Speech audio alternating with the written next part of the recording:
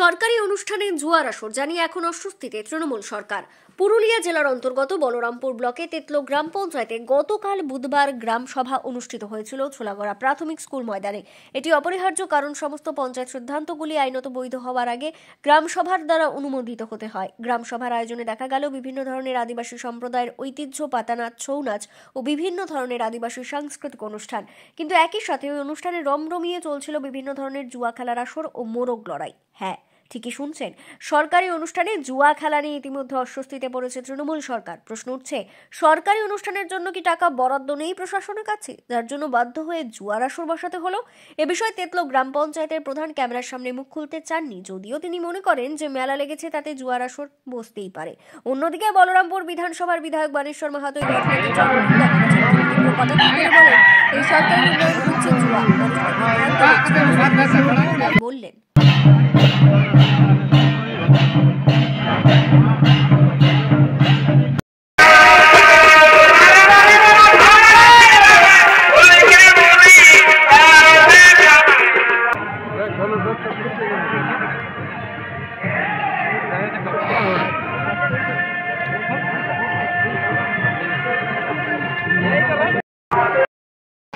সমস্ত কিছু বলার জন্য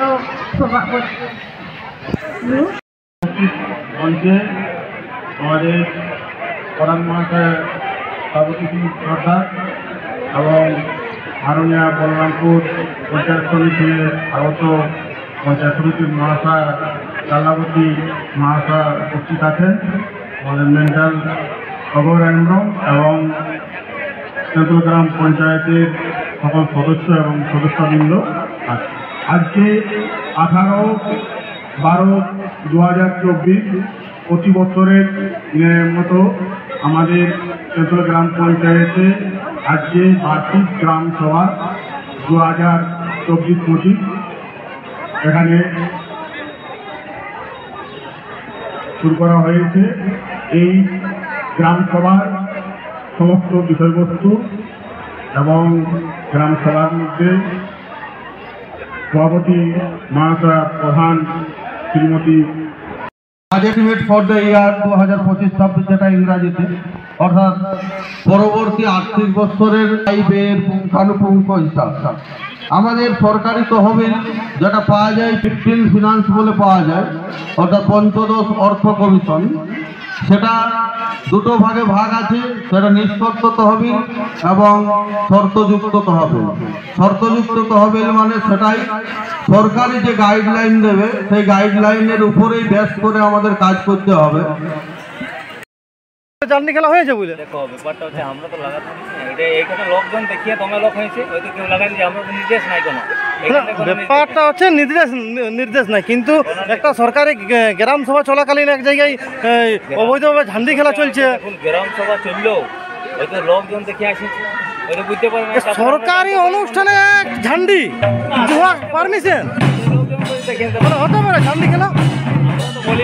আপনারা দেখছেন যে আমরা এই তেতলা অঞ্চল পঞ্চায়েতের অন্তরে যে ঝান্ডি খেলা চলছিল, সেই পঞ্চায়েতে আপনারা শুনতে পেলেন যে অঞ্চল সভাপতি কি বললেন।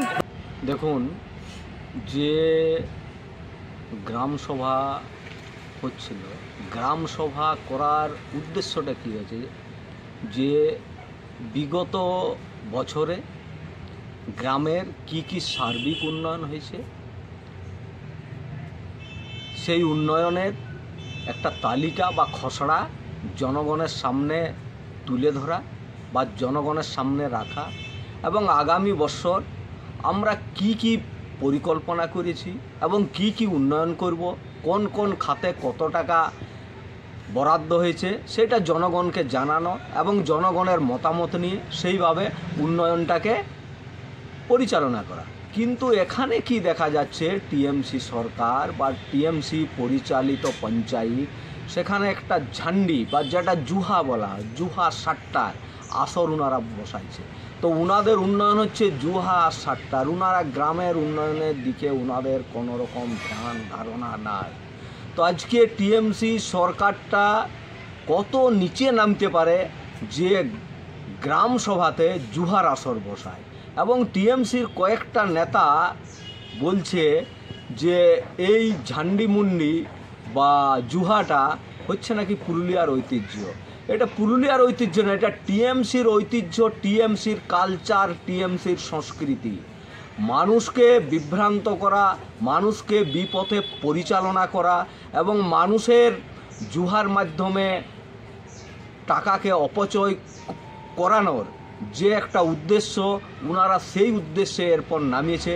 তাই আমি বলরামপুরের মানুষ, পুরুলিয়ার মানুষ এবং পশ্চিমবঙ্গের মানুষকে সচেতন হতে বলবো, তা না হলে ওনারা আমাদের এই সমাজ ব্যবস্থাটাকে ধ্বংস করে দিবে।